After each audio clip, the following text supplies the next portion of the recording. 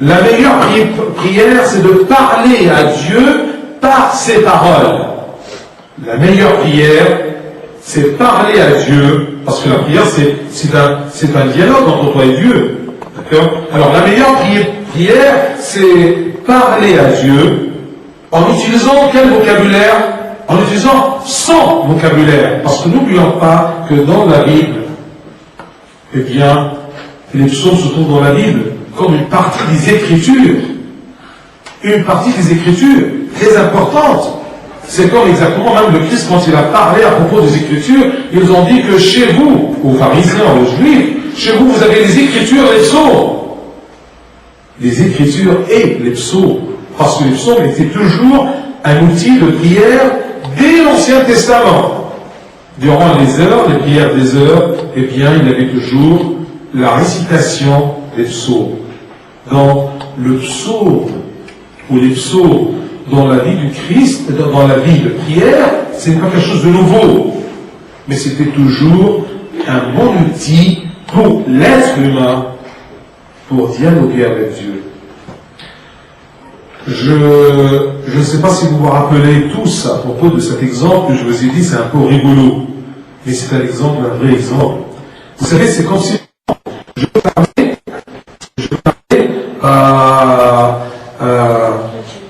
non pas à Dieu, mais à une amie. Je suis un garçon, d'accord, je peux envoyer une lettre un peu amoureuse, comme ça, pour une amie. Alors, mais je n'ai pas le talent de choisir le mot. Alors, qu'est-ce que je fais? Monsieur Mathieu, c'est un macho, d'accord? Il sait très bien comment écrire en fille. Alors, je lui dis, écoute, s'il te plaît, aide-moi, d'accord? Tu peux m'écrire une petite lettre, tu me donnes des idées, hein, ce sont des camarades, allez-y. Alors, il commence à me dire, par son expérience des paroles. Alors, tu prends les paroles et tu l'utilises. D'accord? C'est la même chose. Croyez-moi, j'aime bien Dieu, je veux lui parler, mais je ne sais pas lui parler. Alors, je suis allé vers David. C'est lui qui a vécu avec Dieu. Il a chanté le Seigneur. Il a loué. D'accord? Il a psautié. D'accord?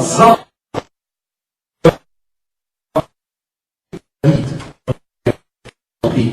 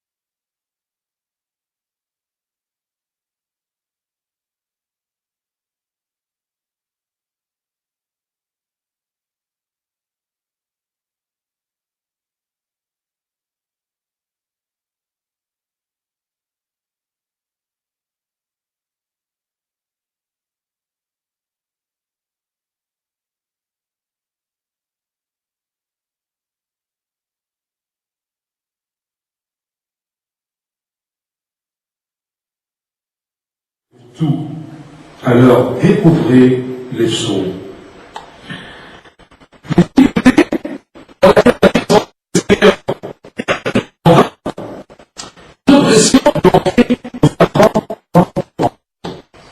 La patience,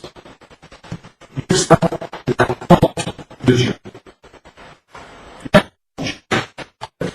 Comme si par exemple,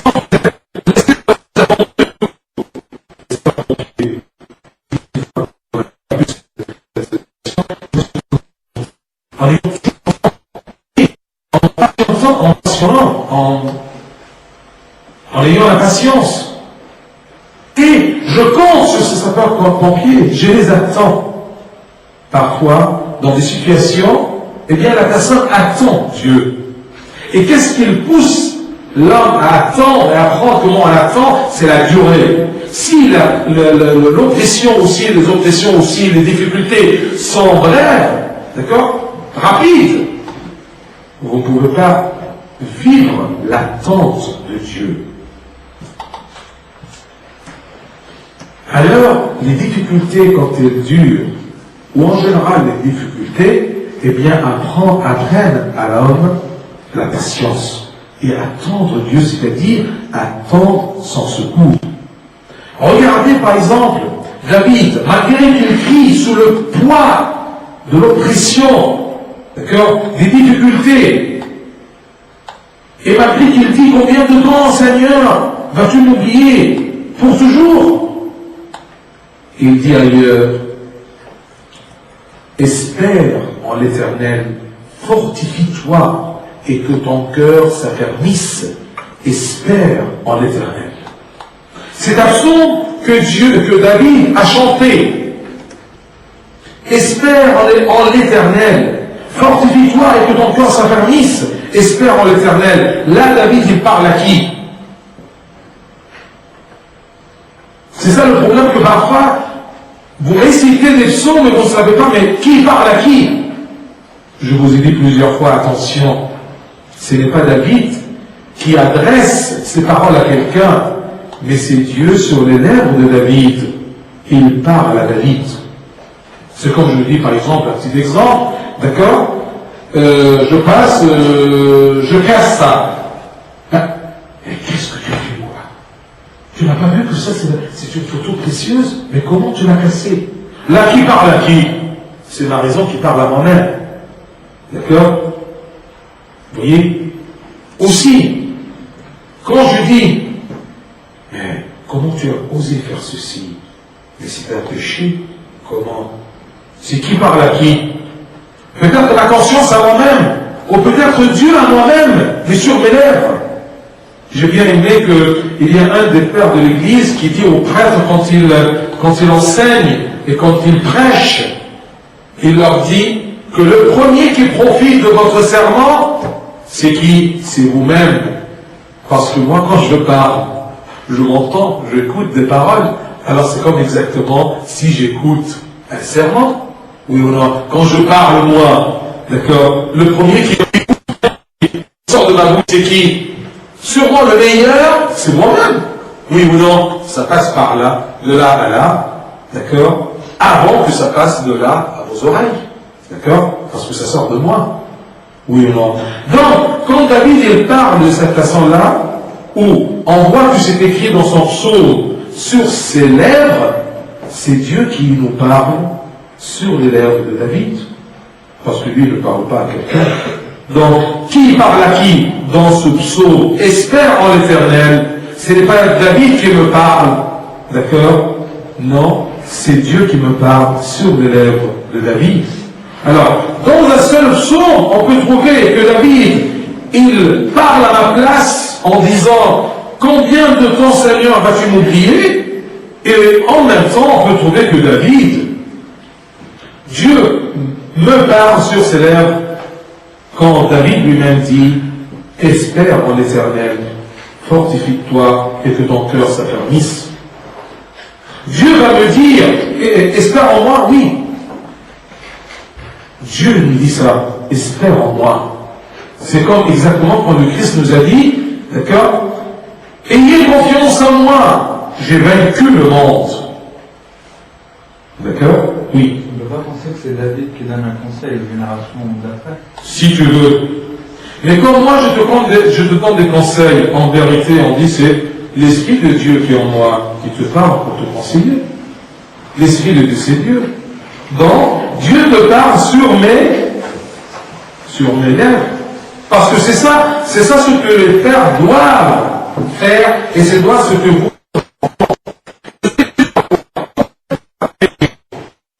Il y a une chose. Je peux poser une question à Abouna. Cette question-là, Abouna doit la répondre en utilisant la loi de Dieu. D'accord? Il y a une autre question que je pose à vous. Une personne qui a confiance en Dieu sans la vie personnelle. Et ça doit être moi comme un père. Tu me poses des questions. Tu ne peux pas répondre là-dessus. Alors, on va te dire, en te disant, attention.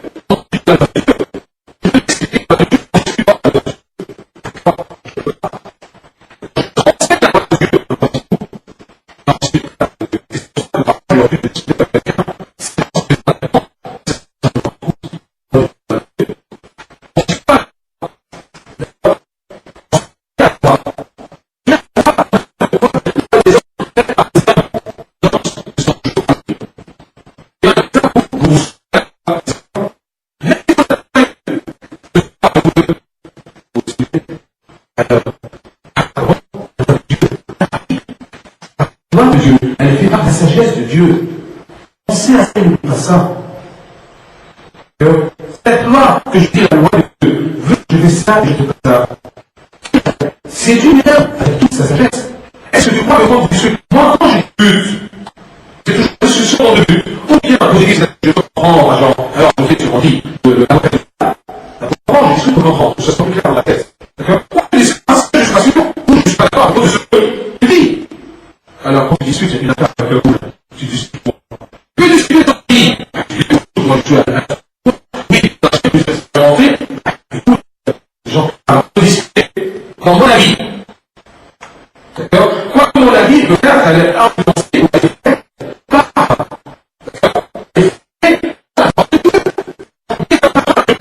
Au fond de la vie, c'est mon avis. Moi, je viens de le saler, toi, tu viens de le sucrer.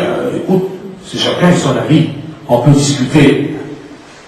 Mais la loi de Dieu, ah non. Moi, je te révèle la loi de Dieu. Je te transmets la parole de Dieu ou la loi de Dieu. D'accord? Que ça soit clair dans votre tête quand vous parlez à votre père spirituel. Et si ce n'est pas clair devant vous, demandez à Abouna. Abouna, c'est la parole de Dieu ou c'est votre avis? Mais poliment, hein, d'accord? Tu dis, tu dis, moi je peux supporter, mais n'apprends pas d'aller discuter avec Abouna. Abouna, c'est la parole de Dieu ou c'est mon avis? Non, il dit, c'est mon avis. Ah non, c'est pareil. D'accord? On ne peut pas dire un plus grand, un plus âgé. Dans la confession aussi, tu lui dis, mon père. Oui, c'est vraiment un père spirituel, mais il a son respect. D'accord? Parce qu'on doit respecter notre père.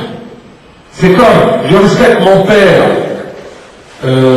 naturel, monsieur Altel, je respecte le père spirituel, je respecte mon père céleste. Oui, il y a un respect pour le père céleste même. D'accord? Je vous donne un exemple pour le respect du père, du père céleste. Tous on peut aimer Dieu, mais est-ce que tous on respecte Dieu? Ah. Quand tu rentres à l'église, d'accord, c'est la maison de Dieu, sans respecter le lieu où tu es, c'est manque de respect à Dieu. Tu vois? Quand par exemple je trouve des petits gamins, d'accord, on leur apprend, parce qu'ils rentrent courir dans l'église pour sortir. Attention! Ce qui me gêne là-dedans, ce n'est pas parce que vous courez. Non, c'est parce que vous courez dans la maison de Dieu. C'est un manque de respect. D'accord?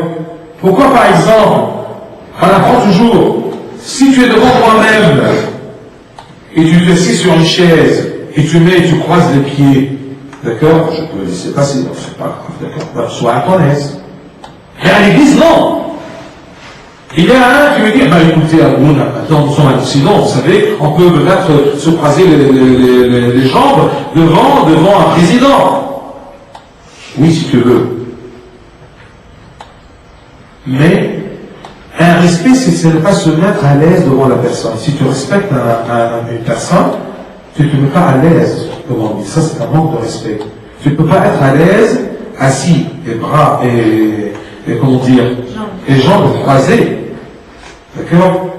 C'est comme dans des églises, que ce soit non orthodoxe, eh bien tout simplement, on peut leur demander de prier.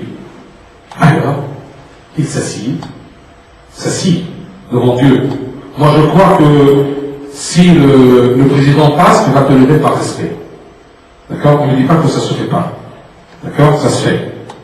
D'accord? Quand il a une salle, le président entre, d'accord? Même dans l'Assemblée générale, d'accord, ou l'Assemblée nationale, d'accord, quand le président rentre, on se met debout pour le saluer. C'est un respect. Donc, quand tu es dans l'église, quand on te demande, parfois tu te poses la question, mais pourquoi je dois me relever? Pourquoi je dois prier en me levant? C'est parce que c'est un respect. D'accord? Pas plus que ça. C'est pour cela que si tu es malade ou fatigué, tu peux t'asseoir. Et même tu peux t'asseoir, mais d'une façon respectueuse vis-à-vis de Dieu, avec peut-être un clisant de tête, avec un recueillement. Ça, c'est un respect. On aime le Seigneur, d'accord?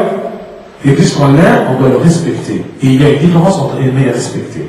On ne peut pas aimer sans respecter. D'accord? Et on respecte parce qu'on aime. Et celui qui t'aime, celui que tu aimes, tu le respectes. Oui ou non? Donc, pensez quand vous êtes devant Dieu, que ce soit dans votre chambre, que ce soit dans l'église, d'accord? Pensez qu'on doit respecter Dieu. D'accord? Le respect, ça se fait comment? Eh bien, tout simplement, extérieurement, intérieurement, extérieurement, dans ton attitude. Comment tu t'assis, comment tu te tiens devant Dieu. D'accord? Bien. Oui. Comme vous avez dit, il ne faut pas discuter la loi de Dieu, mais on peut se poser des questions dessus. Parce que souvent... Nous sommes d'accord, et je te dis en parlant, il y a une différence entre je pose, je discute pour comprendre, d'accord, en ayant sûr que c'est juste. C'est comme exactement si je te dis par exemple la loi d'Archimède. Tu peux discuter avec ton prof, mais dans quel but? Pour prouver qu'elle est fausse ou elle est juste. Quand tu discutes pour la comprendre, est-ce que tu as en toi un doute ou un doute en toi que c'est faux? Donc, poser la question, ça dépend dans quel but. Tu poses, tu n'es pas d'accord, et tu peux peut-être en discutant, tu peux la changer. C'est quand papa, je vais sortir un an alors tu discutes.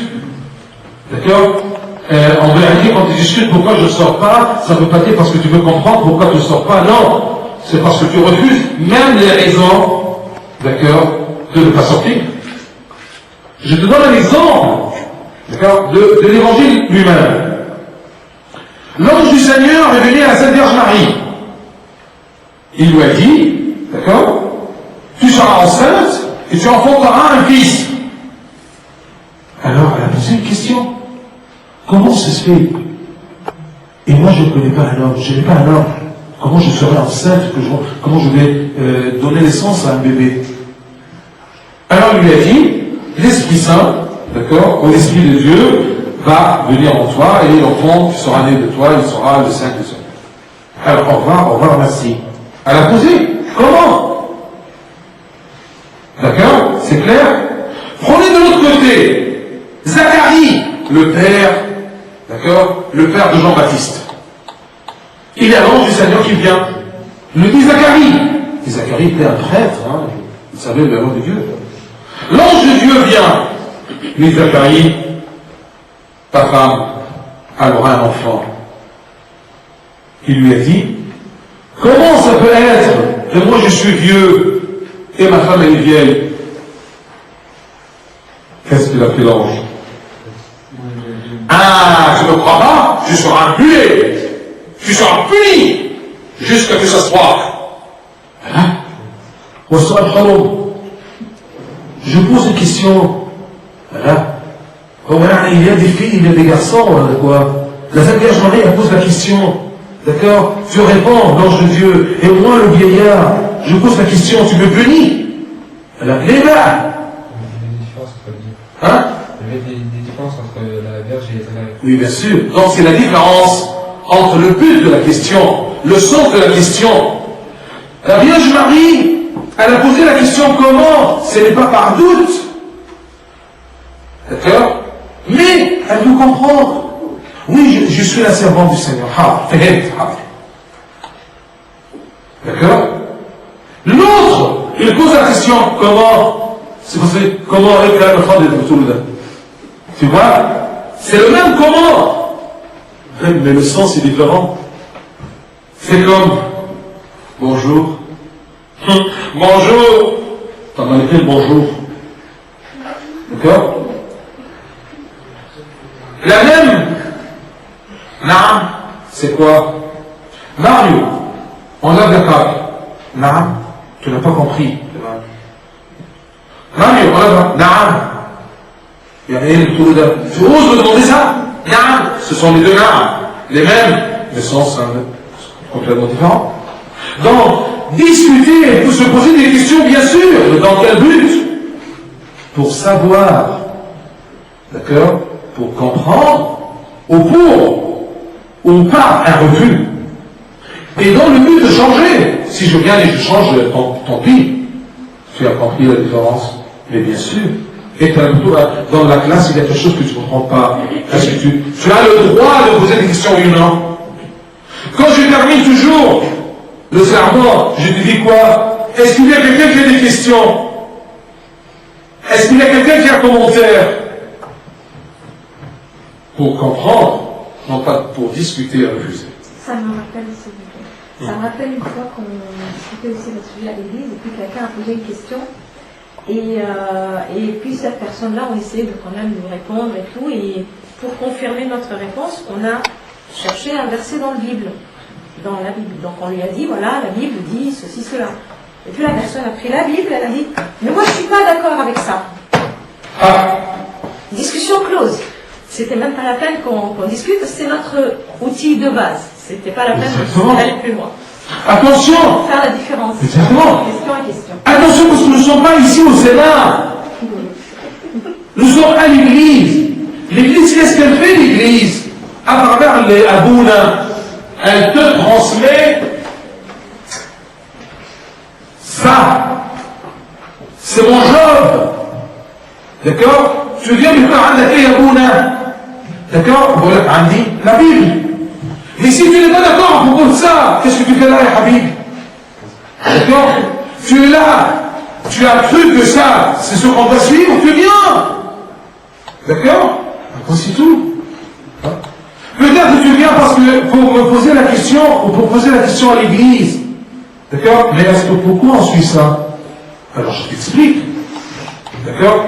Mais si tu es là assis et tu discutes, et je te prends comme épreuve, comme arbitre, la loi de Dieu, la parole de Dieu, tu me dis, ah non, je ne suis pas d'accord avec ça, ah non, non, vous devez savoir qu'est-ce que vous faites. D'accord? Vous êtes là pour quoi faire. Et vous devez savoir qu'est-ce que vous entendez, vous attendez. D'accord? De l'église. L'église, c'est Abouna ou Khodem et des frères et des sœurs qui sont là. Tu vis en communauté ici, entre nous, pour apprendre comment être un chrétien. Et un chrétien, c'est-à-dire, d'accord, quelqu'un qui suit le Christ. Et allez, suivre le Christ, c'est quoi? Cherchons le Christ. Il est où le Christ? Suivre le Christ, c'est suivre sa parole. Et ça, c'est la parole du Christ. On peut douter, est-ce que ça c'est authentique? Oui, d'accord, nous sommes d'accord que je suis la parole de Dieu. Mais est-ce que ça c'est la parole de Dieu? Andalous, quand il était là, l'évêque, si vous vous rappelez, à Villejuif, il nous a donné, d'accord, des preuves. Ce n'est pas notre sujet maintenant, mais des preuves scientifiques, architecturales, non pas architecturales, mais comment on l'appelle? Historique, c'est-à-dire historique, scientifique, d'accord, et ceux qui demandent des fouilles. D'accord, des fouilles. Il nous a dit même, si vous vous rappelez bien, d'accord, qu'on a trouvé le plus ancien parchemin de l'évangile, de l'évangile, d'accord, on l'a trouvé, qui date du 1er siècle. D'accord? Ce que vous lisez aujourd'hui, c'est la tradition de la parole qui était écrite sur un parchemin du 1er siècle. D'accord? Il nous a dit des temps des noms des chercheurs et des archéologues. Oui, d'accord, des fouilles archéologiques. Merci à vous. Vous voyez? Donc, pour commencer, vous devez savoir, est-ce que ça est authentique oui ou non? D'accord? Et puisque vous croyez, et c'est ça la croyance, que vous croyez dans l'évangile, dans la parole de Dieu, c'est ça être chrétien. Être gaulliste, qu'est-ce que ça veut dire? Suivant De Gaulle. De Gaulle qui, De Gaulle? Ses paroles ou de M. De Gaulle qui est dans le tombeau? D'accord? Ses idées, sa façon de penser, d'accord? Sa politique, sa façon d'agir. Eh bien c'est ça, le catalogue de Dieu, c'est la parole de Dieu. Oui ou non? Vous voyez? Être chrétien, c'est avoir une référence. C'est quoi la référence du chrétien? Hein? C'est la parole de Dieu. Presque. C'est mon berger. Je le suis. C'est ça la référence. Et c'est ça notre problème, que parfois, dans n'importe quelle société, que ce soit vous, en France, que ce soit les autres corps qui sont en Australie, d'accord, ou les corps qui sont en Égypte, mais quelle est notre référence? Comment vous posez cette question? Mais comment vous vivez alors? Votre référence, c'est la parole de Dieu. Que ça soit clair. Donc, s'il y a quelque chose que tu ne comprends pas, et tu veux te baser sur un principe, tu trouves ce principe où? Dans la parole de Dieu. C'est ça un chrétien. J'espère que ça, c'est une définition d'être chrétien. Parce que parfois, on dit des choses, mais on ne comprend pas. D'accord? Ce n'est pas clair dans votre tête. Chrétien, c'est faire le jeûne. Chrétien, c'est venir à l'église. Chrétien, c'est quoi chrétien? Suivre la parole de Dieu. Et dans la parole de Dieu, il y a d'aller à l'église, de prendre la communion, de se confesser, d'avoir les sacrements, tout ça. Où c'est écrit? Ça, c'est notre job alors. D'accord? C'est bien pour apprendre comment pratiquer. Le professeur, qu'est-ce qu'il fait, le professeur de chimie? Mais il y a des bouquins de chimie. Il a tout ce qu'il y a, d'accord, à propos de la chimie dans des bouquins. Il y a le gros collègue, les bouquins, et assis-toi pour comprendre tout seul. Tu n'arriveras jamais. Tu as toujours un prof. Tu as toujours, non pas un prof, tu as toujours besoin d'un prof, d'un guide, d'un père spirituel, d'un bouna de l'église. Vous avez compris qu'est-ce que c'est l'église? L'église, c'est celui qui t'apprenne, d'accord, la parole de Dieu, qui te transmet la parole de Dieu. Et ce n'est pas la vie d'Abouna, non. Parce que l'église nous a transmis la parole de Dieu, expliquée par les pères de l'église. Les premiers pères de l'église ont expliqué. Mais moi, je peux la présenter d'une façon, la présenter d'une façon, mais c'est la même interprétation. Et c'est ça la différence entre les églises. Que nous, les orthodoxes, eh bien, ils ont toujours, d'accord, ceci est expliqué comment? Par les pères de l'église, on n'a pas changé. Parce qu'il y a un verset qui peut avoir plusieurs significations. Et la vérité, qui c'est la vérité? C'est l'Esprit de Dieu. L'Esprit de Dieu qui a travaillé dans les premiers pères de l'Église. Est-ce qu'il a changé? Pourquoi nous on dit toujours ensuite les premiers pères de l'Église? Parce que les premiers pères de l'Église, l'Esprit de Dieu a travaillé là-dedans. Oui ou non? Oui. Alors pourquoi changer? Changer, c'est-à-dire que l'Esprit de Dieu d'aujourd'hui est différent que l'Esprit de Dieu, d'accord, dans le temps. C'est-à-dire que l'Esprit de Dieu au XVIe siècle ou XVe siècle au Moyen-Âge a changé, puisqu'on a changé l'interprétation. C'est toi qui interprète, monsieur un tel et Aboul un tel et l'évêque un tel et monseigneur un tel? Ou c'est l'Esprit de Dieu? C'est l'Esprit de Dieu. Alors pourquoi il a changé? Bien, il ne change pas, cherchant la première œuvre de l'Esprit de Dieu dans la mentalité des hommes. On cherche où? Dans les pères de l'Église, au commencement de l'Église. Point final. Est-ce que c'est raisonnable? C'est évident? C'est notre politique. D'accord? Bien. Espère en l'Éternel, fortifie-toi et que ton cœur s'affermisse. Espère en l'Éternel. 3 fois espère, parce que l'espérance, c'est ça qui nous donne une force. Fortifie-toi. Quand on est dans une angoisse, dans une peur, comment avoir une force? C'est de espérer. Espérer, ce n'est pas se laisser aller, d'accord? Ou jeter l'affaire sur l'épaule de Dieu. Non, espérer, c'est être sûr. D'accord? L'espérance, c'est être sûr d'une chose que je ne vois pas. C'est comme la foi. La foi, c'est espérer en des choses invisibles. Saint Paul nous a dit ça. Qu'est-ce que c'est la foi? Espérer quelque chose qu'on ne voit pas. Tu crois en royaume? Oui. C'est quoi croire en royaume? Au royaume? C'est de espérer la présence du royaume. Parce que je dis toujours, si tu vois le royaume avec tes yeux, ce n'est plus une croyance. Je vous ai dit ça, vous vous rappelez? Ça c'est quoi? Hein? Est-ce que tu peux dire, je crois que c'est une croix? Tu ne peux pas dire, je crois que c'est une croix. C'est quoi? Mais ben, je ne crois pas. Tu es sûr que ça c'est une croix? Ah ouais, une croix, je crois que c'est une croix. Non. C'est une croix. Oui ou non? C'est qui? C'est Abou Naloua. C'est parce que tu vois avec les yeux. Tu ne peux pas dire que je crois que c'est Abou Naloua. Non, c'est Abou Naloua. Ce n'est plus une croyance. Donc la croyance ou la foi, c'est espérer des choses que tu ne vois pas. C'est pour cela que David te dit, fortifie-toi en espérant dans l'Éternel. Crois en l'Éternel. Et croire, c'est espérer dans l'Éternel. C'est ça qui fortifie la personne. Le problème, c'est que durant les angoisses, c'est le problème, vous ne vous rappelez pas de Dieu.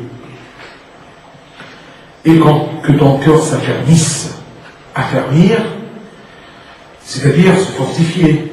D'accord? Hein? Se forger. D'accord? Forger, bien sûr, on dit toujours le verbe forger, c'est le fer toujours qui se forge. Qu'on forge le fer. D'accord? Forger, c'est-à-dire faire dissoudre le fer par la chaleur, non pas dissoudre, mais le rendre un peu plus malléable. Le fer pour le mettre dans des meubles ou dans des moules, pour prendre une forme spéciale. C'est ça, forger. D'accord? On appelle le fer forgé. Si vous passez par exemple dans les anciens quartiers, vous voyez les balcons avec du fer comme ça, d'accord, qui forme des belles formes. D'accord, on dit que ça c'est forgé. On l'a mis dans une moule. Un moule, dans un moule. D'accord, pour prendre cette forme-là. D'accord? Espère en l'Éternel, fortifie-toi et que ton cœur s'affermisse. Espère en l'Éternel. C'est-à-dire, espère en l'Éternel avec confiance et force. Non pas avec faiblesse ou désespoir ou avec dépression. Confiance. Espérer avec confiance et avec force. C'est ça, être croyant. Vous voyez? Et c'est pour cela qu'il n'y a pas de sens, entre guillemets, et il n'y a pas de sens pour je suis croyant mais pas pratiquant. Ça n'a pas de sens. Croyant mais pas pratiquant. On ne peut pas croire sans pratique. Parce que la croyance, c'est quoi? Je crois en Dieu, donc je crois dans ce qu'il me demande. Il me demande à faire des choses. De prendre son corps et son sang. D'accord? Si je crois au Seigneur, le Seigneur m'a dit, celui qui mange mon corps et boit mon sang, je suis en lui et lui en moi. Donc croire, c'est quoi? C'est suivre ce que le Christ dit. On ne peut pas dire un voleur honnête. Un voleur honnête. Un croyant, pas pratiquant. Ça ne marche pas. Même dans l'épître selon Saint Jacques, ou l'épître de Saint Jacques, il nous dit que une foi sans pratique, sans œuvre, c'est comme un corps sans vie. Un corps sans vie a de valeur? Rien. Alors tu dis, je crois que je ne pratique pas, ça ne marche pas. Quand tu rencontres un de tes parents, un cousin ou quelque chose comme ça, d'accord, il ne pratique pas. Il est chrétien parce qu'il s'appelle Joseph. Et s'il ne pratique pas, d'accord, il y a quelque chose qui ne marche pas dans sa croyance. C'est clair? Donc pratiquer, c'est une foi vive, d'accord, vivante.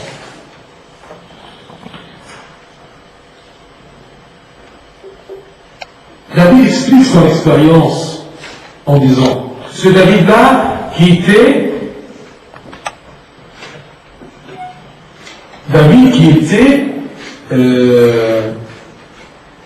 écrasé par des problèmes. Qu'est-ce qu'il a dit? J'espère en l'Éternel, mon âme espère, et j'attends sa promesse.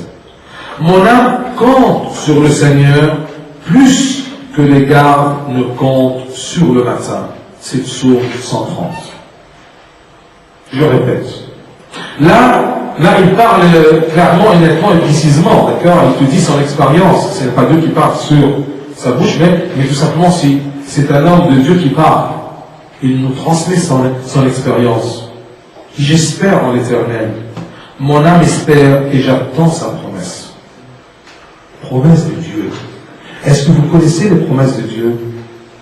Quand vous lisez la Bible, l'Évangile, d'accord, les évangiles, eh bien, essayez de souligner, essayez de pêcher, de rattraper les promesses de Dieu pour savoir qu'est-ce que Dieu va te faire. Il te promet de quoi?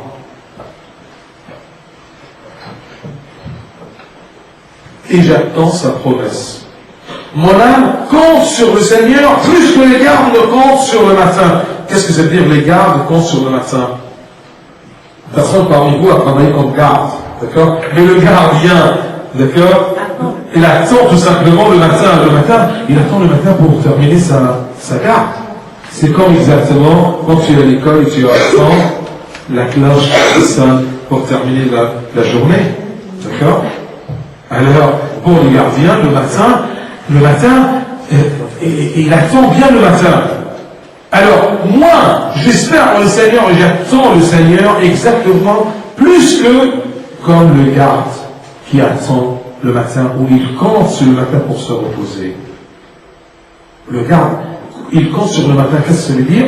Parce que les gardes, quand ils comptent sur le matin, dans le sens de, quand le matin arrive, d'accord, eux, ils vont se reposer.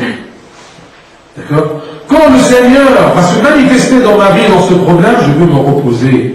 Donc, j'attends l'interférence, l'interférence du Seigneur dans ce problème. D'accord? Il doit interférer. J'attends. En ayant toujours la confiance. Intervention. Interférer. Non, oui. L'intervention de Dieu. D'accord? David, il dit dans sa détresse, combien de temps aurais-je l'âme en peine et le cœur attristé chaque jour? Combien de temps? Dans la détresse, aurais-je l'âme en peine et le cœur attristé chaque jour? Je serai toujours comme ça tant que je n'espère pas en l'Éternel. Qu'est-ce qui affermisse le cœur? Qu'est-ce qui te donne la force? C'est tout simplement espérer en l'Éternel. David raconte ses expériences dans sa détresse et les présente devant le Seigneur. Des idées, des questions. David, parfois, il étale son intérieur devant le Seigneur. Ses angoisses, sa peur. D'accord? Des idées, des questions lui passaient à la tête tout au long de sa détresse. Qu'est-ce qu'il devait faire pour échapper à sa détresse? Ça lui a servi à rien, d'accord, de se poser des questions, d'accord, et d'avoir peur, et ça ne lui a servi à rien de, comment dire, de pleurer ses problèmes, ou de regarder toujours ses problèmes. Ça ne lui a servi à rien. Ce qui sert à la personne, qui aide la personne, c'est l'espérance à Dieu. Je vous ai dit la dernière fois et je vous la répète. D'accord? Ne mettez pas Dieu entre toi et le problème. Ne mets pas Dieu entre toi et le problème. Parce que si tu mets Dieu entre toi et le problème, d'accord? Pardon, ne mets pas le problème entre toi et Dieu. Ne mets pas le problème entre toi et Dieu. Parce que si tu mets le problème entre toi et Dieu, tu ne verras jamais Dieu. Parce que le problème, d'accord, va empêcher ta vue de voir l'aide de Dieu. Normalement, quand je vais mettre quelque chose entre moi et une personne, je le mets entre moi et lui comme ça. D'accord? Et ça ne marche pas avec Dieu. S'il y a un problème, mets Dieu entre toi et le problème. Mets Dieu entre toi et le problème. À ce moment, tu ne vas pas voir le problème. Tu vas voir qui? Dieu, et c'est ça qui sert la personne. Donc, on ne met pas Dieu entre moi et le problème, mais je mets le problème, je ne mets pas le problème, je ne mets pas le problème entre moi et Dieu, je ne mets pas le problème entre moi et Dieu. Je mets Dieu entre moi et le problème. C'est-à-dire celui qui est plus proche de moi, c'est sera qui? Dieu. Moi, Dieu, problème. Et jamais, moi, problème, Dieu. C'est clair? Clair tout? Bien. les disciples, je vous rappelle toujours de ce... Les disciples du Seigneur dans la barque, vous rappelez, quand c'était les vagues et les tempêtes, et le Christ était au fond, d'accord, qui dormait. Les disciples du Seigneur dans la barque étaient épuisés par le vent et les vagues, jusqu'au point de s'inquiéter et de croire que eux aussi, le Seigneur les a oubliés. Ils sont trop fatigués par les vagues. Dans leur détresse, ils ont dit au Seigneur quoi? Réveille-toi! Ne t'inquiètes-tu pas de ce que nous périssons? Le Christ est dans la barque. Le Christ est dans ta vie. Tu as tes prières, ta communion, ta confession, d'accord, tu es bien baptisé, d'accord, et tu viens toujours pour prendre la communion, c'est parfait, tu entends toujours les sermons, tu viens à l'église.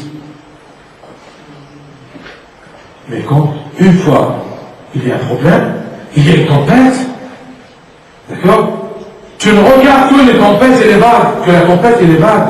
Tu mets les vagues entre toi et le Seigneur. Malgré que le Seigneur, il est là. D'accord? Il est là dans la barque, dans ta vie, mais tu ne le vois pas. Parce que la peur de la chose et des problèmes t'a aveuglé. Ne t'inquiètes-tu pas de ce que nous périssons?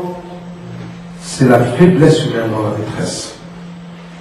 Méfie-toi que dans la détresse, tu t'affaiblis. Tant que tu ne te rappelles pas du Seigneur, tant que tu n'espères pas le Seigneur. Et là-bas, Satan, il est là. Tu es bien à la son aise. D'accord? Tu as affaibli. Satan ne t'attaque pas ou ne t'attaque jamais que si tu es faible. Tant que tu es fort, il ne peut pas t'attaquer. Il ne peut pas t'attaquer. Pourquoi? Parce qu'en toi, il y a une force qu'il ne peut pas vaincre. C'est la force de Dieu. Tant que tu es collé avec Dieu, il ne peut pas te toucher. C'est comme exactement les pères de l'Église nous ont donné un exemple. Rappelez-vous ça. Prenez une paille. Est-ce que vous pouvez la casser? Une paille. Tu ne peux pas? Une paille hache. Une paille en plastique. Et même une paille en plastique, tu peux la casser, non? La tente, hein? Oui, la tente, oui. Oui, une paille, d'accord. Une paille, tu peux la casser? Bien sûr. Mais si je colle une paille avec une tige, je crois qu'une tige de fer, tu peux casser la paille. Alors exactement. Vous voyez, si tu es collé avec Dieu, tu es une paille. Mais si tu es collé avec Dieu, personne ne peut te... Aucune idée, aucune angoisse, rien ne peut te casser. Mais on se casse quand on est loin de Dieu, quand on est tout seul dans le vent et dans les tempêtes de la vie. C'est la faiblesse humaine dans la détresse. Sans doute le Seigneur s'intéressait de leur situation. Pour cela, s'étant réveillé, il menaça le vent et apaisa la mer, et il eut un grand calme. Mais il y a un moment. À votre avis, après toute cette expérience avec le Christ et d'après notre croyance, est-ce que vous croyez que s'ils n'ont pas réveillé le Christ, ils auraient été noyés? Non. Sûrement non. Mais pourquoi ils l'ont réveillé? Ils ont eu peur. Ils ont eu la faiblesse. Il y a un terme que j'aime bien en arabe, d'accord? يسوع في السفينة يا ريس لا يهمك مش عارف يسوع في السفينة يا ريس يسوع dans ta barque et dans ta vie. Et puisqu'il est dans ta vie, pourquoi tu as peur? Tu doutes de sa force? C'est parce que tu ne le connais pas. D'accord? Alors espère en le Seigneur, même si c'est la 4e veille de la nuit. On choisit un chant.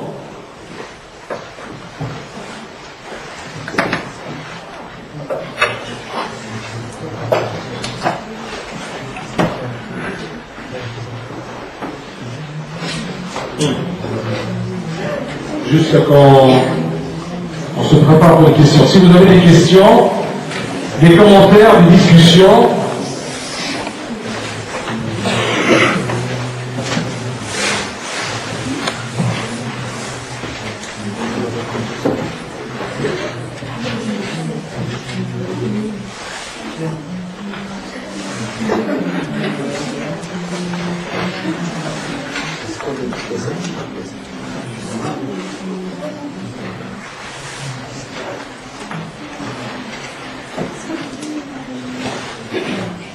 Jusqu'à quand on choisit un chant.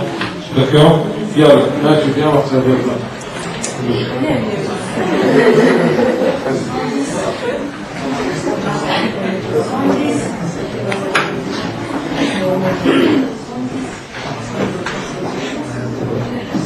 On peut faire le 92 ?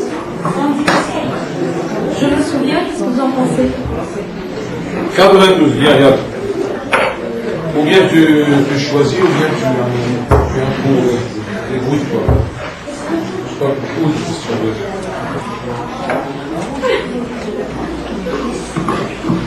Le 92, je me souviens.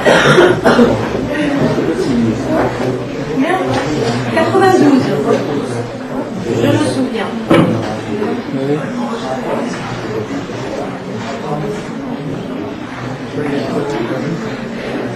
92, allez. Je me souviens de quand l'amour, l'année s'est écoulée, de ta tendresse tous les jours, tu m'as accompagné, et je songe, je me rappelle, j'étais à l'ombre de tes deux ailes, comme un père, l'enfant qui serre, sur son cœur aimant qui bat. Je me souviens comme attendu du piège m'a tiré, et que ton bras m'a soutenu quand j'allais chanceler. Et je songe, je me rappelle, j'étais à l'ombre de tes deux ailes, comme un père, l'enfant qui serre, sur son cœur aimant qui bat. Je me souviens quand j'ai faibli, passion tu m'as donné, mais ta tristesse m'a guéri, jamais t'offenserai. Et je songe, je me rappelle, j'étais à l'ombre de tes deux ailes, comme un père, l'enfant qui serre, sur son cœur aimant qui bat. Je me souviens de toi, Jésus, mon cœur tu habitais, que le Très-Haut est descendu vers moi qui l'accueillais. Et je songe, je me rappelle, j'étais à l'ombre de tes deux ailes, comme un père, l'enfant qui serre, sur son cœur aimant qui bat. Je me souviens, car toi, ô Dieu, tu es mon seul appui, car sur la croix ton sang précieux nous a donné la vie. Et je songe, je me rappelle, j'étais à l'ombre de tes deux ailes, comme un père, l'enfant qui serre, sur son cœur aimant qui bat.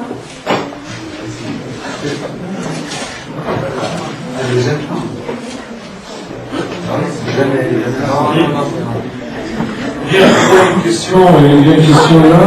Le péché d'Adam et Ève est-il réellement d'avoir mangé une pomme de l'arbre que Dieu avait interdit, ou est-ce seulement une image? Le péché d'Adam et Ève était-il réellement d'avoir mangé une pomme de l'arbre? Ça c'est une image de la pomme elle-même, c'est ça l'image. On dit jamais que c'était une pomme. Ça, c'est l'imagination, d'accord, des hommes.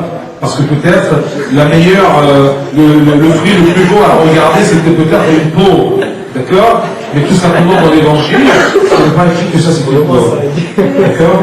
Peut-être c'était un fruit n'importe lequel. Ce n'est pas ça qui a intéressé Dieu, mais ce qui a intéressé Dieu, c'est tout simplement qu'il ne mange pas de ce fruit qu'il a interdit. Mais, est-ce que toute l'histoire était une image? Eh bien non. Eh bien non. D'accord? Prouvez que ça c'est une image. Prouvez. D'accord? Ne me demandez pas de prouver que ça ce n'est pas une image et c'est une réalité. Parce que tout simplement, tout ce qu'il y a là-dedans, c'est une réalité. D'accord? Qui a écrit la Genèse? Qui a écrit cette histoire-là d'Adam et Ève? Qui? C'est Moïse. D'accord? Et Moïse l'a écrit comment? Quoi? Non mais on rigole pour l'histoire de la pomme à qui vous avez parlé. Ah oui, d'accord, ça ne savait pas là. Eh bien, tu es là tout simplement, Mario, pour apprendre, mais bien sûr, si tu sais tout ce que je dis, d'accord, je ne peux pas toucher mon salaire, écoute, donc, tu me dis que ça c'est une image. Qui t'a dit que c'est une image? Tu vas me répondre, mais qui t'a dit que c'était une vérité? Parce que ça c'est la parole de Dieu dans laquelle je crois. C'est Moïse qui a écrit ceci. Comment l'a écrit? Est-ce qu'il était de temps d'Adam et Ève? Non, par la révélation. Par la révélation de l'Esprit de Dieu. Est-ce que vous croyez que l'Esprit de Dieu n'est pas capable de révéler cette histoire-là à Adam? Et ensuite, quand c'est une image, Dieu lui-même dit que le royaume des cieux comme une parabole. Mais là, cherche dans la Genèse, dans toute l'histoire d'Adam et Ève. Il n'y a rien qui peut te montrer ou te dire que ça c'est une image. Parce que dès le commencement, d'accord, c'est un style affirmatif. Il n'y a rien de métaphore là-dedans. Il ne te dit pas c'est comme si. Mais le Christ, quand il disait des paraboles, il disait, d'accord, le royaume des cieux, d'accord, est comme, et dans des exemples. D'accord. Et même les disciples sont venus au Christ en lui disant, mais pourquoi vous leur parlez par des paraboles et par des exemples? Parce qu'ils ne peuvent pas supporter maintenant et ainsi de suite. La Genèse. Lorsque Dieu commença la création du ciel et de la terre était déserte et vide, et la ténèbre à la surface de l'abîme, le souffle de Dieu planait à la surface des eaux. Il n'y a rien d'image ici. Alors ne me demande pas moi, l'Église, de te prouver ça. Si tu ne crois pas, eh bien tant pis pour toi. Amen. D'accord? Demande ce qui est possible. D'accord? Dans notre capacité de l'Église que Dieu a instituée sur la terre pour te transmettre la parole de Dieu. C'est bien la question, est-ce que c'est une c'est un fruit, regarde. Le jour où le Seigneur Dieu fit la terre et le ciel, il n'y avait encore sur la terre aucun arbuste des champs et aucune herbe des champs, où il parle. D'accord?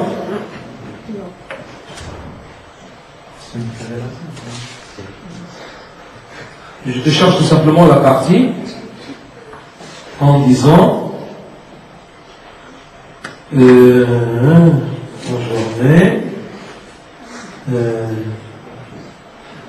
alors, le Seigneur, chapitre 2, verset 15.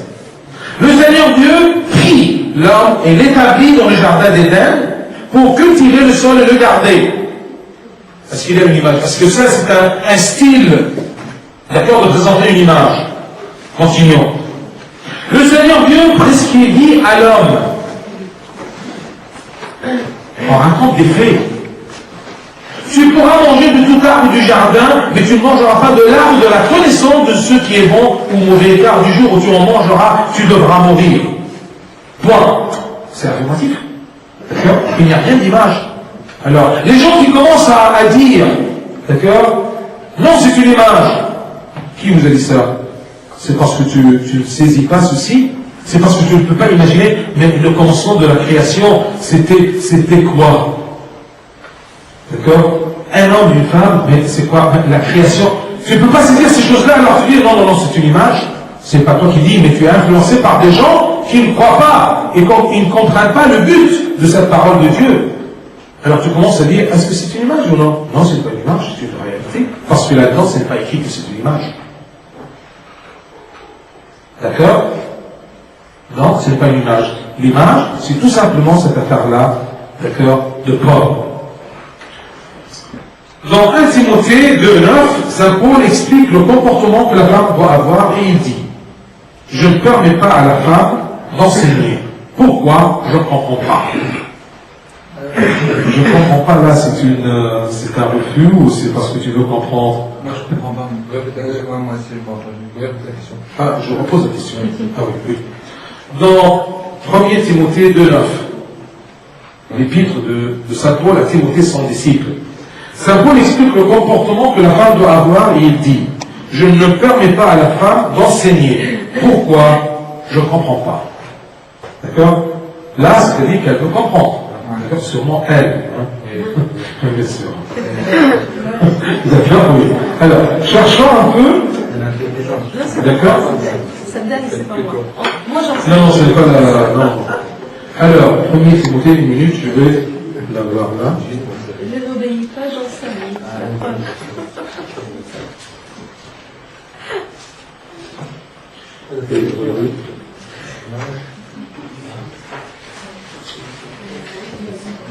Timothée.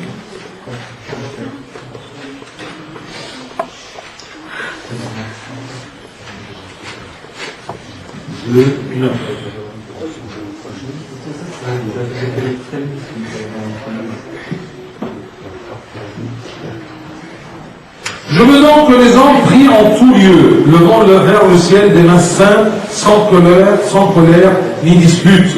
Quant aux femmes, qu'ils aient une tenue décente, qu'elles se parent avec pudeur et modestie, ni tresses, ni bijoux, d'or ou perles ou toilettes somptueuses, mais qu'elles se parent au contraire de bonnes œuvres, comme il convient à des femmes qui font profession de piété. Pendant l'instruction, la femme doit garder le silence en toute soumission. Je ne permets pas à la femme d'enseigner ni de dominer l'homme, qu'elle se tienne donc en silence. C'est Adam en effet qui fut formé le premier, Ève ensuite. Et ce n'est pas Adam qui fut séduit, mais c'est la femme qui, séduite, tomba dans la transgression. Cependant, elle sera sauvée par sa maternité à condition de préserver dans la foi l'amour et la sainteté avec modestie. Donc, premièrement, il parle à propos de l'homme et la femme dans l'assemblée cultuelle, dans l'église, durant, comme aujourd'hui par exemple, durant la messe. Durant l'institution, durant, ici le mot qu'il a utilisé, pendant l'instruction, dans l'assemblée cultuelle, qui avait le droit d'instruire les gens? Le prêtre. Pas même n'importe quel homme, mais le prêtre. Et quand il parlait à propos de ce rassemblement-là, c'était la prière liturgique, où il y a un sacrement, où il y a après l'évangile, d'accord, le moment de l'instruction, que la femme se tait et elle soit soumise à la parole. Même l'homme qui n'est pas prêtre ne parle pas. D'accord? Pas durant la liturgie. Mais à la maison, par exemple, qui instruit la femme? Qui instruit le petit garçon?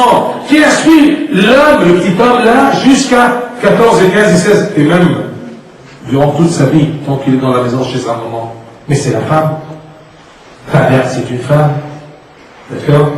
Qui t'apprend la religion à la maison dès de ton enfance. C'est papa, c'est ta mère, la femme. Et toi, tu es un homme toujours, te père. Donc, il y a une différence ici que je ne permets pas à la femme d'enseigner. Enseigner quoi? D'accord?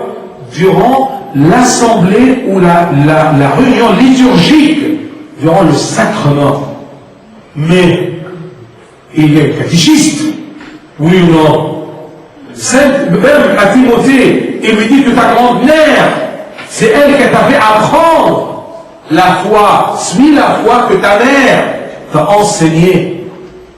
Donc, ne l'apprends pas d'une façon absolue que la femme n'a pas le droit d'enseigner. Non, n'a pas le droit d'enseigner, d'accord, dans le rassemblement liturgique. Parce que ça, il a dit la réponse ici, la cause. D'accord? C'est parce que ça, c'est le respect de la création. Que l'homme est créé pour apprendre à la femme, parce que c'est elle qui est venue après. C'est lui, l'homme, qui devrait dire à la femme, ne mange pas de cette pomme. Alors, il n'est plus un homme créé sur l'image de Dieu.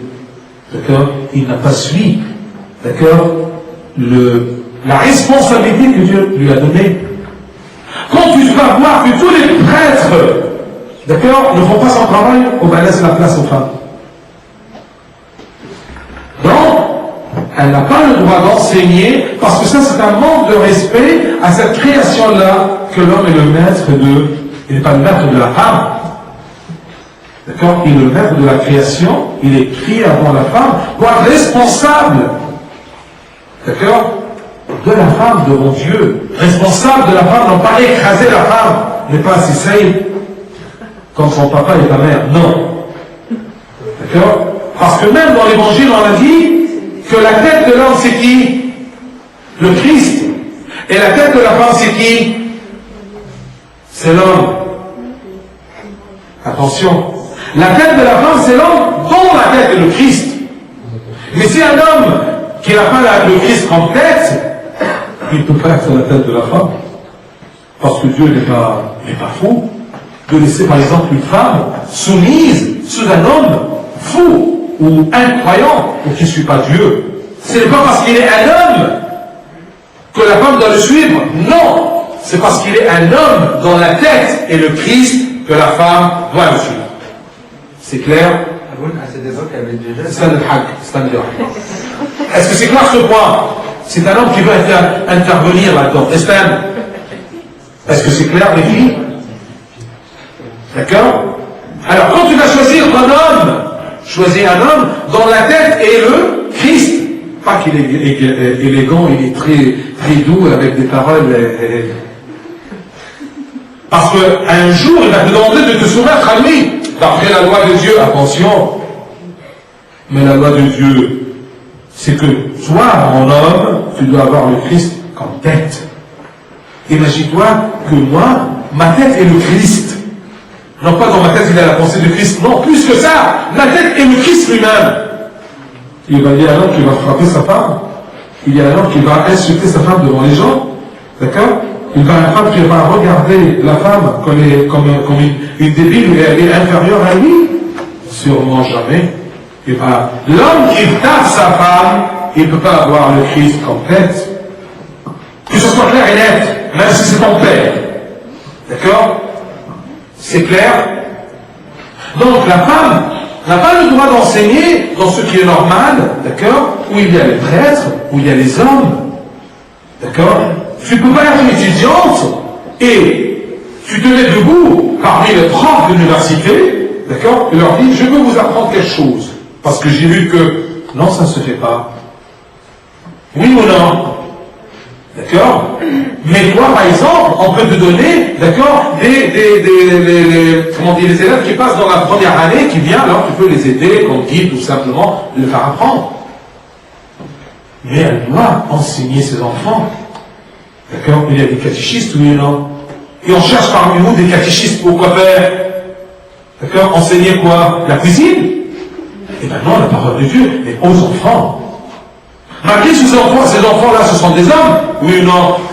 La mère de Timothée qui est devenue le disciple de Saint Paul, c'est un homme, oui ou non? D'accord? Je me rappelle bien, d'accord, qu'un homme m'a dit, c'était une rigolade, ça se fait parfois, d'accord? Mais il y a des gens qui oublient eux-mêmes comme ça en disant, d'accord, les femmes ne comprennent rien du tout. Ah, sauf deux, la Sainte Vierge Marie et ma mère. Ça marche pas. Alors pour insulter les femmes et toute la catégorie des épouses, d'accord, comment se dit ça? Non, ça marche pas. D'accord? Donc, Je ne permets pas à la femme d'enseigner dans le rassemblement liturgique sacramental. D'accord? Parce que normalement, c'est un respect à l'homme dans sa tête et le Christ. Et c'est la responsabilité de l'homme. D'accord? D'enseigner. Ce n'est pas la responsabilité de la femme d'enseigner l'homme. Parce que ce sera honteux pour le maître. D'accord? Pour le maître de la création. D'accord? C'est clair? Bien. C'est pas clair. Oui, monsieur. Comment ça se passe? Oui, regarde.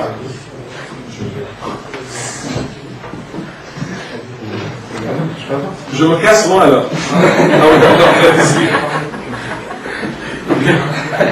Allez. Vous avez dit que l'homme est la qualité de Christ. Oui. Et donc en fait, la femme obéit, entre guillemets, à l'homme. C'est ça? Dans la tête et le Christ. Ça veut dire que Dans la tête et le Christ. ça veut dire que si la femme elle a pas. Attends, non, en fait, ça veut dire que Attention, Marco, c'est pas moi qui va répondre, attention, je te laisse entre les griffes des femmes, hein, attention. D'accord? Je ose dire que la femme n'a pas de cerveau.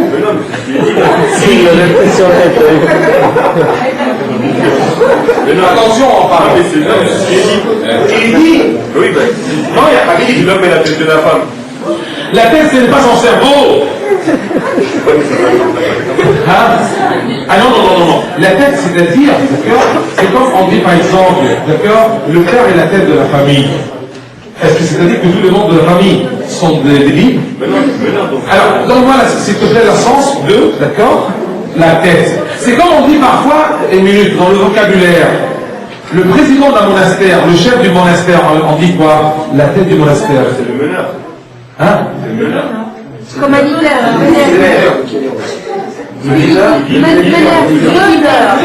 Ah, qui mène. D'accord? Alors c'est ça. Donc ça veut dire qu'elle dépend de l'homme. Oui. À condition Que celui qui mène l'homme, c'est le Christ. D'accord? Moi, le Christ me mène, alors si je te mène, d'accord, je te mène dans le bon chemin. C'est ça la discipline, ya Habib. Dieu a créé tout avec hors de discipline. Dieu ne peut pas demander à la femme qui est égale à l'homme devant Dieu, d'accord, de suivre n'importe quel homme. D'accord? Est-ce que c'est clair? Hein, Je crois que les hommes, ils n'ont pas compris ça. ah oui, alors ça c'est la faute des hommes qui n'ont pas. Habibti, moi je suis un homme, attention. Non, mais je dis D'accord? Et les hommes qui apprennent la loi de Dieu, ils savent très bien ça. mais par contre, des fois, on entend les hommes dire oui, mais attention, je suis là. Enfin, Anna, là, c'est Ah oui, c'est pas la peine. Non, mais des fois, on entend les hommes dire, pour rigoler, mais c'est. Ah, pour rigoler, on rigole. Ouais, mais c'est machiste. Là, on rigole pas avec ça. Non, mais non. Karim dit non, on rigole pas avec ça. Mais non, en fait, ils utilisent sous forme de rigolade, ils disent oui, bah ça, Mais il le pense quand même. Oui, mais ils le pensent quand même. Et en fait, ils utilisent. En fait, ils ont pas compris qu'ils étaient le meneur quand ils avaient la tête du Christ. Ils avaient compris qu'ils sont le meneur dans tous les cas. Ah non, maman. Alors si tu rencontres un homme pareil. Bah, j'en veux pas. Ah non, si tu rencontres un homme pareil, dis-lui tout simplement, eh bien mon Dieu, d'accord, tu t'es égaré. D'accord? Maintenant, vous les femmes, vous avez compris? Ah, mais non, mais là, c'est. Putain, Alors, je vous permets de faire apprendre aux hommes qui ne comprennent pas ça, d'accord? Eh bien, enseignez-les. Ah, mais je vais l'utiliser. Parce que je ne serai pas contre Saint Paul, parce que Saint Paul a défendu aux femmes d'enseigner aux hommes dans la tête et le Christ. On leur coupe la tête et on leur met le. C'est clair? Bien. Ça roule. Ah oui, bien, on va. Bien, on va voir ce moment-là.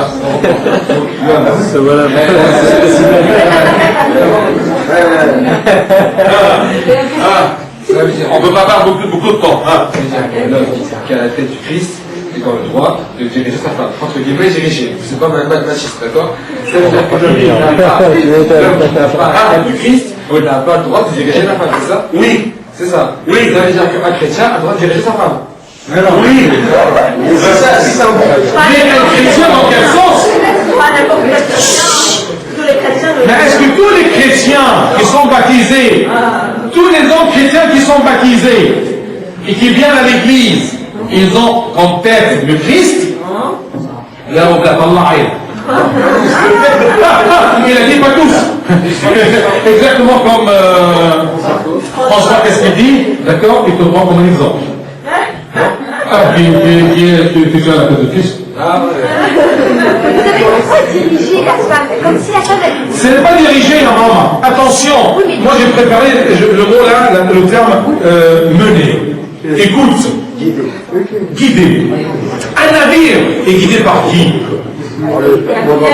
Un capitaine. Est-ce que ça veut dire que tous les matelots, ce sont des daims? Tu vois? C'est une responsabilité.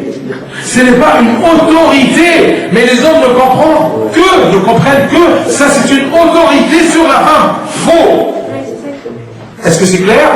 Et la preuve que l'évangile dit à l'homme, attention, la femme c'est un pot fragile. Pas faible, mais fragile. Et il t'a crié fragile. D'accord? Alors, l'homme qui a le Christ comme tête, il va comprendre la valeur et la capacité de la femme. C'est clair? C'est quoi tu demandes? C'est quoi? C'est bien, allez. Non, mais... Non, tu ne peux pas. Bien. Bah, en gros, vous dites que la femme elle peut pas être indépendante. Oh non. Indépendant, qu'est-ce que ça veut dire? De point de vue salaire? Non, mais Non, sans non, je sais pas, vous dites... Vous utilisez des mots très larges et très vagues. Qu'est-ce que ça veut dire une femme indépendante? Il n'a pas comme un Alors, indépendante, c'est quoi? C'est comme il a indépendant au sexe qui ne dépend pas de la femme. Non, si tu ne veux pas te marier, sois indépendante. Mais tu ne peux pas être marié indépendant. Parce que l'homme, quand il est marié, il n'est plus indépendant. Il est responsable. Mais il n'est pas soumis à une loi. Enfin, Pardon? il n'est pas soumis à une autorité comme nous, on serait soumis à... Ce n'est pas une autorité. C'est vous qui vous rendez vous-même d'esclaves. Comprenez? D'accord. Si tu te rencontres un homme qui va te traiter comme un esclave, ne le prends pas comme homme. Ce n'est pas une autorité. L'homme n'a aucune autorité sur la femme. Parce qu'ils sont égaux. Mais il est responsable de la femme. Ce n'est pas une autorité parce que je suis homme. D'accord? Si ça aurait le cas, Dieu n'aurait pas dit que les deux sont égaux. Hein? Si, non. Ah oui, imagine-toi, toi, tu sais pas tes droits, alors tes droits, tout ce que tu as. Mais non, je savais pas depuis quand... On va chercher dans la Bible. Bah, c'est où alors? D'accord, on va chercher le d'accord? Que tout devant Dieu même, homme, femme. D'accord? Il y a un verset dans des Écrits de Saint Paul. D'accord? Homme, femme, j'ai pu chercher le truc là. D'accord? Attention les femmes, parce que vous me laissez, d'accord? Diriger des hommes d'une façon esclavage. D'accord? Non, ça ne marche pas.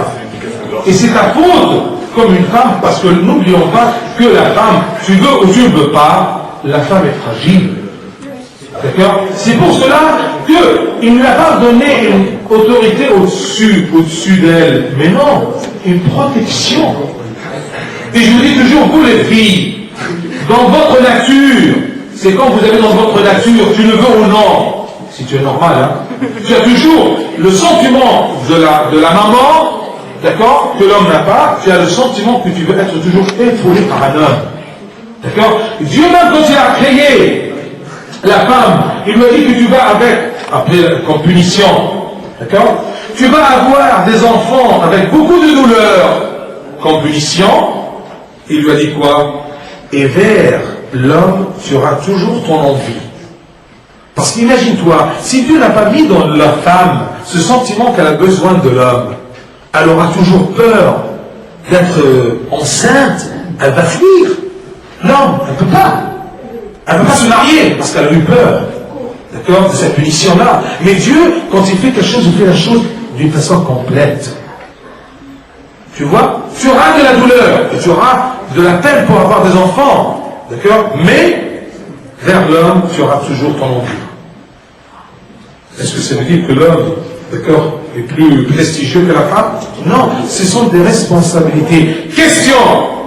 Qui est plus important, le médecin ou l'infirmière? Les deux sont complémentaires. Un médecin sans infirmière ne vaut rien. Il ne peut rien faire. D'accord? Une infirmière sans le médecin, je parle à propos des opérations. D'accord? Eh bien, la chirurgie, ça ne marche pas.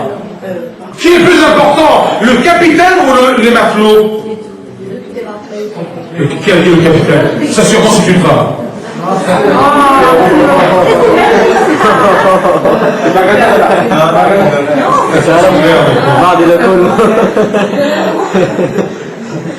C'est clair. Essayez de pas entre nous les femmes, entre moi et vous les femmes. Attention.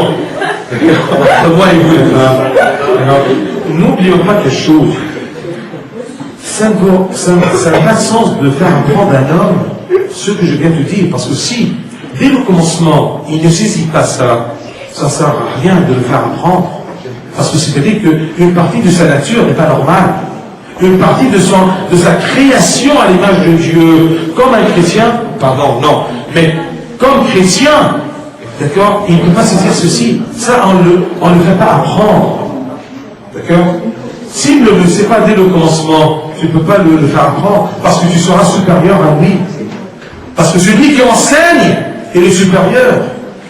D'accord? Et la tête de la personne, celui qui guide, c'est la tête. Mais ça ne veut pas dire que la tête est plus importante que le corps. La tête n'a aucune valeur s'il n'y a pas le corps.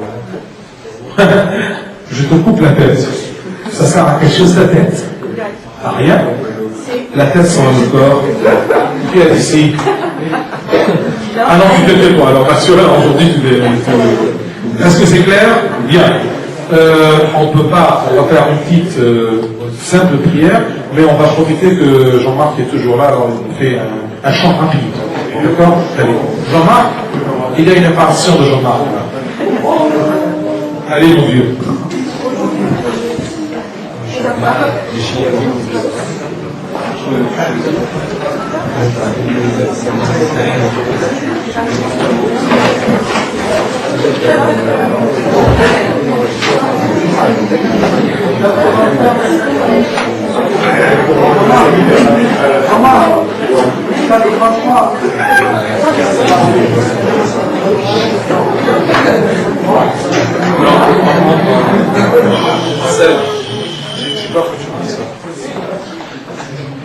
Alors, comme on rapproche de Noël, on va prendre un chant pour Noël.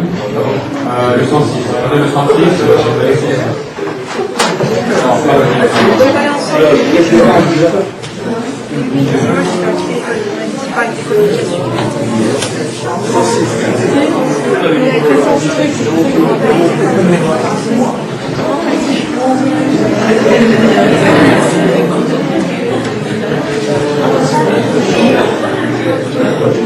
on fait tout une fois. Certains connaissent. Jean-Marc, attention le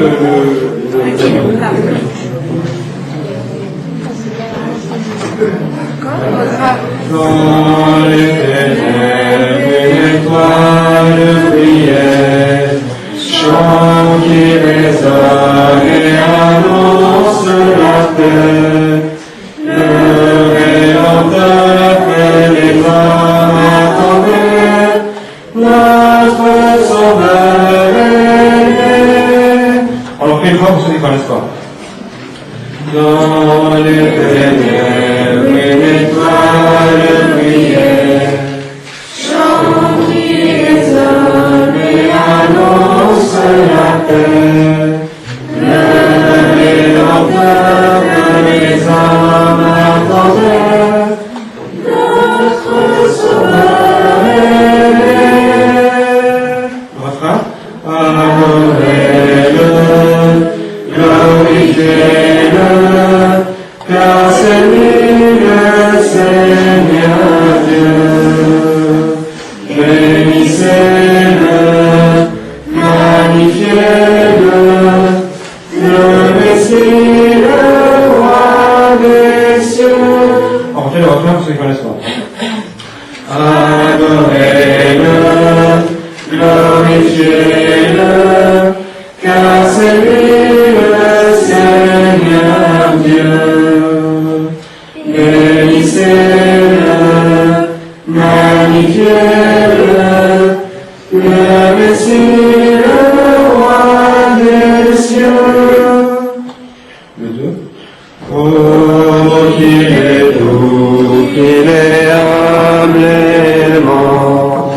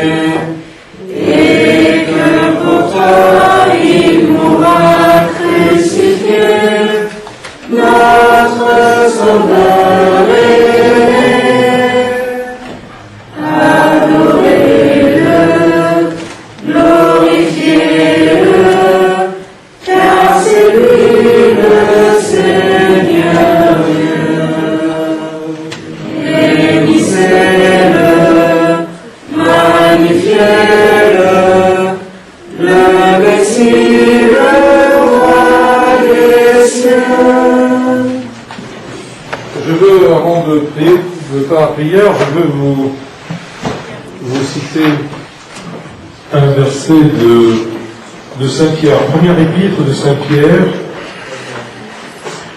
Vous les maris, de même, menez la vie commune en tenant compte de la nature plus délicate de vos femmes. C'est une nature non pas inférieure, mais plus délicate. En tenant compte de la nature plus délicate de vos femmes, montrez-leur du respect. Montrez-leur du respect, puisqu'elles doivent hériter avec vous la grâce de la vie éternelle. Donc, vous devez les respecter, parce qu'elles doivent hériter comme vous, et avec vous, d'accord, la grâce de la vie. La vie éternelle, c'est une grâce que Dieu a donnée à la femme et à l'homme. Mais elle est d'une nature plus délicate. Vous voyez ce que la parole de Dieu dit? D'accord? Donc, elle n'est pas soumise sous autorité, mais sous la responsabilité et la guidance, d'accord, de l'homme dont la tête est le Christ. C'est clair? Bien. Allez, prière. Au nom du Père, du Saint-Esprit, un seul Dieu, Amen. Par les intercessions de la Sainte Vierge Marie et de tous les saints qui t'ont